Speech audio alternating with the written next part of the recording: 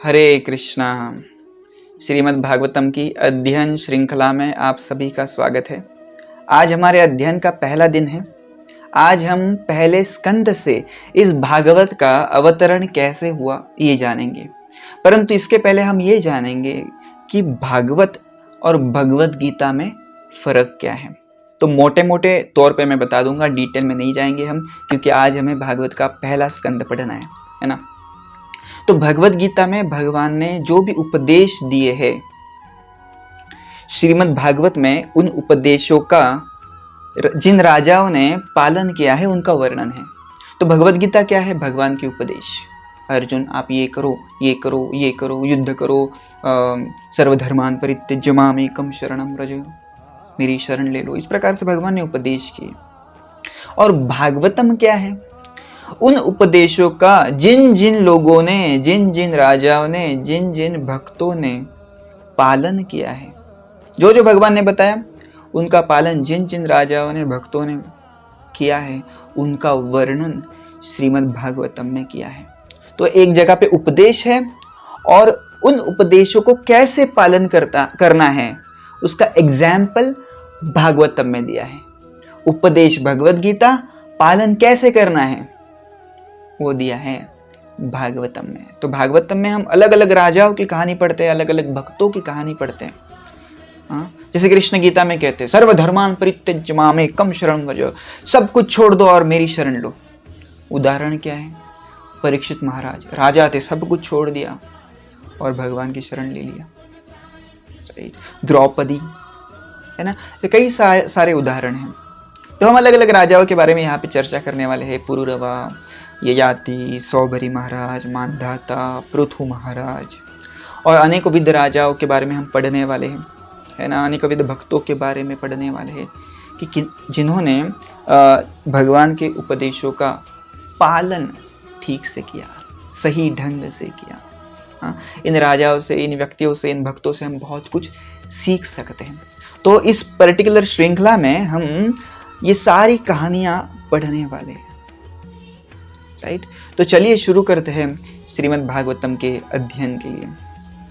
इस भागवतम का वर्णन करते वक्त हमारे ग्रंथकार कहते हैं निगम कल्पतरोर गलित फलम शुकमुखात अमृत द्रव संयुतम पीबत भागवतम रसमालयम मुहुरअहो रसिका भुवि भावुकः। तो ग्रंथकार कहते हैं कि जो श्रीमद् भागवत जो है, निगम कल्पतरो गलित फलम, ये सारे शास्त्रों का, उपनिषदों का सार है, फल है। सारे उपनिषद एक वृक्ष की तरह है और ये भागवत फल है। और इस फल को चखने के लिए आप सभी लोग आ जाओ। और ये फल कौन बांट रहा है?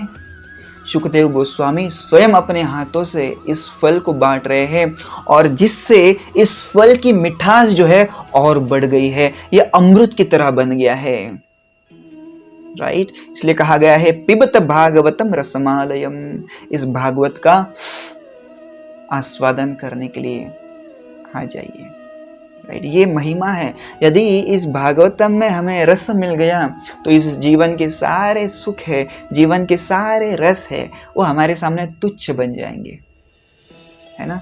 इसलिए कहा गया है कि इस भागवत का रसपान करिए।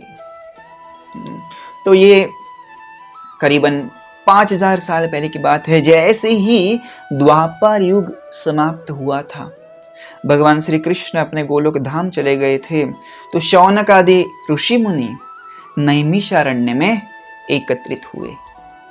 तो भागवत कहता है नैमिषे निमिष क्षेत्रे ऋषयः शौनकादयः सत्रम स्वर्गाय लोकाय सहस्त्रश समासत। तो यहाँ पे वर्णन है कि किस प्रकार से ये हजारों ऋषि मुनि हजारों वर्षों का तप यज्ञ करने के लिए नैमिषारण्य में एकत्रित हुए और वहां पे भगवान की आराधना करने लग गए। क्यों? क्योंकि उन्हें भविष्यकालीन आने वाले लोगों के बारे में चिंता थी। क्यों चिंता थी? क्योंकि उन्हें पता था कलयुग में कोई भी व्यक्ति आत्मा साक्षात्कार में इंटरेस्टेड नहीं है ना। यदि आप भी किसी को बोले भगवद गीता, वो कहेगा टाइम नहीं है यार, है ना। परंतु आप उसे कहेंगे आईपीएल, वो कहेगा अरे अभी देखता हूं। तो जो इम्पोर्टेंट है उसमें लोगों की बिल्कुल भी रुचि नहीं है, और इसलिए ये सारे लोग एकत्रित हुए, इकट्ठा हुए नैमिषारण्य में, ये सोचने के लिए कि किस प्रकार से इन लोगों को अच्छे मार्ग दिखाया जाए, इनका उद्धार हो। और इसलिए एक दिन सुबह के यज्ञ हो गया, तप हो गया, राइट, सुबह की पूजा हो गई। तो ये सारे ऋषि मुनि सूत गोस्वामी जहाँ बैठे थे वहाँ पे इकट्ठा हुए और सूत गोस्वामी को प्रश्न करने लग गए। सूत गोस्वामी इन सारे ऋषि मुनियों में सबसे वरिष्ठ थे, राइट। तो इन्होंने क्या प्रश्न किया इन सारे ऋषि मुनियों ने? वो पूछते हैं, प्रायेण अल्पायुषः सभ्य कलावस्मिन् युगे जना मंदः सुमंदमतयो मंदभाग्य उपत्रितः। तो वो कहते हैं कि इस कलयुग में लोग कैसे हैं? मंद, बहुत ही आलसी है। सुमंदमतयो, उनकी बुद्धि चलती नहीं है ना। मंद भाग्य, अभागे है। हे उपद्रितः, हमेशा विचलित होता है उनका मन। आप खुद को ऑब्जर्व कीजिए, हम खुद को ऑब्जर्व करेंगे कि किस प्रकार से हमारा मन विचलित है ना। तो कलयुग के बारे में ये ऋषि मुनि सोच रहे थे कि कलयुग के लोग ऐसे रहेंगे, हमेशा विचलित रहेंगे, मंद भाग्य रहेंगे, मंद बुद्धि के रहेंगे, उपद्रित, हमेशा झगड़ा करेंगे एक दूसरे से, खुद विचलित रहेंगे, डिस्टर्ब रहेंगे। तो इनका उद्धार कैसे होगा? हे सूत गोस्वामी हमें बताइए। हे सूत गोस्वामी हमें बताइए कि किस प्रकार से भगवान कृष्ण ने अनेकों विध लीलाएं की हैं। हे सूत गोस्वामी हमें बताइए कि भगवान जब इस पृथ्वी से चले गए तो धर्म कहाँ पे गया? अभी हम उस धर्म को कहाँ पे ढूंढे? हमें कृपया इन सारी चीजों के बारे में मार्गदर्शन करें, क्योंकि आप सबसे ज्यादा एक्सपीरियंस्ड हैं और आप उन शुकदेव गोस्वामी के भक्त है, शिष्य है, जिन्होंने श्रीमद् भागवतम सुनाया था। तो हमें भी उस श्रीमद् भागवतम को सुनाइए। तब सूत गोस्वामी उत्तर देना शुरू करते। सूत गोस्वामी कहते हैं, नारायणं नमस्कृत्यं नरं चैव नरोत्तमं देवीं सरस्वतीं व्यासं ततो जयामुदीरये। तो सुखदेव गोस्वामी बोलने के पहले सर्वप्रथम व्यासदेव जी को, सर्वप्रथम भगवान नारायण को नमस्कार करते हैं। नारायणं नमस्कृत्यं नरं चैव नरोत्तमं देवीं सरस्वती देवी को नमस्कार करते हैं। व्यासम, व्यासदेव जी को नमस्कार करते हैं, है ना। और भागवत बताने के लिए शुरुआत करते हैं। वो कहते हैं, सवै पुंसा परो धर्मो यतो भक्तिरधोक्षजे अहैतुकी अप्रतिहता ययात्मा सुप्रसीदति। वास्तविक सुख लोगों को कब प्राप्त हो सकता है? जब वो भगवान की भक्ति करेंगे, अहैतुकी अप्रतिहता, जिसमें वो अपना खुद का हित नहीं देखेंगे परंतु भगवान की सेवा करेंगे, तब उनको वास्तविक सुख मिलेगा। सवै पुंसा परो धर्म, और यही सर्वश्रेष्ठ धर्म है, राइट। आगे बढ़ते हैं। वो कहते हैं, धर्म स्वनिष्ठितः पुंसां विश्वसेन कथासु यः न उत्पादयेत् यदि रतिं श्रम एव हि केवलम। हे शौनकादि मुनि, लोग अलग अलग कार्यों में व्यस्त हैं, परंतु यदि ये कार्य, यदि उनके ये कर्तव्य न उत्पादयेत् यदि रतिम, भगवान के लिए प्रेम आपके दिल में उत्पन्न नहीं कर रहा है, तो वो कैसा कार्य है? श्रम एव हि केवलम। राइट, वो तो गधे जैसा काम है। राइट, यदि कोई भी काम, यदि कोई भी कर्तव्य हमारे जीवन में भगवान के लिए प्रेम उत्पन्न नहीं कर रहा है, तो श्रम एव हि केवलम, उस काम को छोड़ दो। वो काम करने से कुछ फायदा होने वाला नहीं है ना। जैसे गधा कुछ काम करता है, उसको कुछ फायदा नहीं होता। आप कहेंगे उसको तो वो घास फूस मिलता है। घास फूस तो वैसे भी उसको फ्री में मिलता है ना।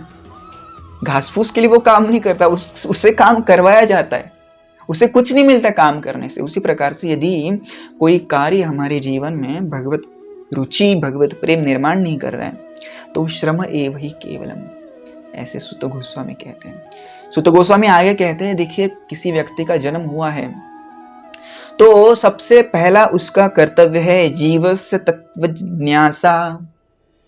तत्व जिज्ञासा, उसने पूछना चाहिए कि मेरे जीवन का उद्देश्य क्या है। यदि वो ये नहीं पूछ रहा है, so he just wasting his life. Let's see कि और सूत गोस्वामी क्या कहते हैं।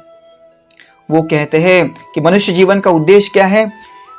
तस्माद एकेन मनसा भगवान सात्वतां पतिः श्रोतव्यः कीर्तितव्यश्च ध्येयः पूज्यश्च नित्यदा। उस भगवान के बारे में हमेशा स्मरण करना जो अपने भक्तों की हमेशा रक्षा करता है, वो मनुष्य जीवन का उद्देश्य है। उनके बारे में सुनना, कीर्तन करना, यही मनुष्य जीवन का लक्ष्य है। शुश्रूषो श्रद्धदानस्य वासुदेव कथा रुचिः स्यान्महत्सेवया विप्रा पुण्यतीर्थ निसेवना। तो जिन भक्तों ने ऐसे भगवान के प्रति रुचि उत्पन्न की है, उन भक्तों की सेवा करने से ही हम में भी ये रुचि आ सकती है। राइट, अभी हमने देखा कि किस प्रकार से सुत गोस्वामी कह रहे थे कि सबसे इंपॉर्टेंट धर्म क्या है, भगवान के लिए प्रेम उत्पन्न करना। परंतु ये प्रेम कैसे उत्पन्न होगा, उनकी सेवा करने से जिनके हृदय में भगवान के प्रति प्रेम है। तो ऐसे भक्तों की सेवा करने से हमारे हृदय में भी प्रेम आएगा। अभी आप कहेंगे, अरे ये श्लोक के ऊपर श्लोक क्यों बता रहे आप, स्टोरी बताइए, है ना। तो बेसिकली हम स्टोरी डिस्कस कर रहे हैं, परंतु मैं ये समझता हूँ कि यदि इन श्लोकों को हम पढ़ेंगे, जैसे हमने अभी देखा ना कि ये श्लोक जो है शुकदेव गोस्वामी के मुख से आ रहे हैं, तो ये अमृत से भी मधुर है। तो इसलिए इन श्लोकों को भी हमें सुनना है। तो ऐसे मत सोचिए कि ये श्लोक क्यों चल रहे हैं इन बिटवीन। राइट, काफ़ी इंपॉर्टेंट है। ये श्लोक हमारे हृदय में परिवर्तन ला सकते हैं, है ना। आगे बढ़ते हैं। तो सूत गोस्वामी कहते हैं, नष्ट प्रायेषु अभद्रेषु नित्यं भागवत सेवया भगवतीरुत्तम श्लोके भक्तिर्भवति नैष्ठिकी। तो यहाँ पे सूत गोस्वामी कहते हैं कि जो भी व्यक्ति इस भागवत का हमेशा स्मरण करता है, जो भी व्यक्ति भागवत सुनने जाता है, भागवत क्लास में बैठता है, उसका क्या होता है, भक्तिर्भवति नैष्ठिकी। उसके हृदय में जो भक्ति है नैष्ठिकी, स्थिर हो जाती है। अभी हमारी भक्ति कैसी है, कभी मन में आया तो करते हैं, है ना। परंतु जो भी व्यक्ति भागवतम हर रोज सुनता है, रेगुलरली सुनता है, उसके हृदय में ये भक्ति जो होती है स्थिर बन जाती है, अनशेकेबल, है ना। आगे सूत गोस्वामी हमारे जीवन का मकसद बताते हैं। तो वो कहते हैं, वासुदेव परा वेदा वासुदेव परा मखः वासुदेव परा योगा वासुदेव परः क्रियः। तो वो कहते हैं कि सारे वेदों का उद्देश्य क्या है, वासुदेव की सेवा करना, कृष्ण की सेवा करना। मखः, सारे यज्ञों का उद्देश्य क्या है, भगवान की सेवा करना। सारे क्रियाओं का उद्देश्य क्या है, भगवान को खुश करना। सारे तपस्या का उद्देश्य क्या है? भगवान को सेवा करना। हमारे सारे कर्मों का उद्देश्य क्या है? कर्तव्यों का उद्देश्य क्या है? भगवान की सेवा करना, है ना।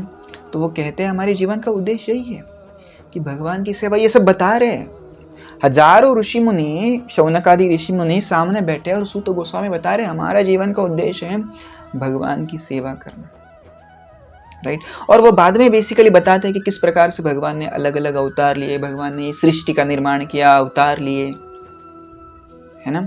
और बताते कि नरसिम्ह देव आए और कृष्ण आए, वामन देव आए, परशुराम आए, अलग अलग अवतार लिए, अलग अलग क्रियाकलापों का वर्णन सूत गोस्वामी कर रहे थे। और तभी सूत गोस्वामी कहते हैं देखो, मैं जो आपको बता रहा हूं ना, अपने मन से नहीं बता रहा हूं, ये मैंने शुकदेव गोस्वामी से सुना था। जब शुकदेव गोस्वामी परीक्षित महाराज को श्रीमद् भागवत बता रहे थे, तब मैं वहां पे बैठा था और मैं भी सुन रहा था। तो ये ज्ञान जो है प्रामाणिक है, right. This knowledge is very authentic and very reliable, right. मैं यहाँ वहाँ की बातें नहीं बता रहा आपको, ये सुनिए, आपके जीवन में बदलाव हो जाएगा। और शुकदेव गोस्वामी ने ये ज्ञान कहाँ से लिया था? अपने पिताजी व्यासदेव से ये ज्ञान उन्हें प्राप्त हुआ था। और वही ज्ञान मैं आपको भागवत के रूप में फिर से एक बार इस नैमिषारण्य में बताने वाला हूँ। तो सारे ऋषि मुनियों, ठीक से इस ज्ञान का पान करना, राइट। तो सबसे पहले जो भागवत था, व्यासदेव ने अपने पुत्र शुकदेव गोस्वामी को दिया था। शुकदेव ने राजा परीक्षित को बताया। और तीसरी बार अभी ये भागवत चल रहा है जब नैमिषारण्य में सूत गोस्वामी शौनक आदि ऋषि मुनियों को ये ज्ञान दे रहे थे, राइट। तो ये था पहली कहानी हमारी कि किस प्रकार से हमने देखा कि कई सारे ऋषि मुनि एकत्रित हुए हैं नैमिषारण्य में और प्रश्न पूछ रहे हैं। क्यों प्रश्न पूछ रहे हैं? क्योंकि वो चिंतित थे कि फ्यूचर में क्या होगा, ऐसे लोग होंगे, झगड़ालू होंगे, कैसे उनका उद्धार होगा, राइट। तो कैसे उनका उद्धार होगा, इस प्रश्न का थोड़ा बहुत उत्तर यहाँ पे दे दिया कि भगवान की सेवा करने से डिटेल में उत्तर आगे आने वाले चैप्टर्स में हो देंगे। तो आज इतना ही, हम अगला वाला जो चैप्टर है कल पढ़ेंगे। Thank you very much. Hare Krishna.